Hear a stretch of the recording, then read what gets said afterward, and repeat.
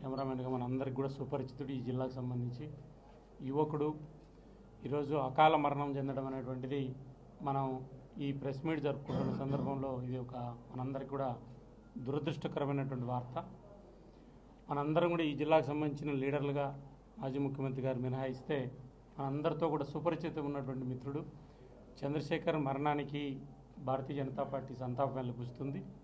అదేవిధంగా వారి కుటుంబానికి రాష్ట్ర సమాచార మంత్రిత్వ శాఖ నుంచి ముఖ్యమంత్రి గారు అదేవిధంగా బ్రాడ్కాస్టింగ్ మినిస్టర్ ఇద్దరు కూడా తక్షణం స్పందించి వారి కుటుంబానికి 42 సంవత్సరాల యువకుడు కాబట్టి 25 లక్షల రూపాయలు కనీసం వారి కుటుంబానికి ఇచ్చి ప్రభుత్వం నుంచి ఆదుకునే విధంగా ప్రభుత్వానికి మేము కూడా లేఖ రాయడం జరుగుతుంది. ముఖ్యమంత్రి గారిని అదేవిధంగా బ్రాడ్కాస్ట్ మినిస్టర్ని కూడా విజ్ఞప్తి చేయడం జరుగుతుంది.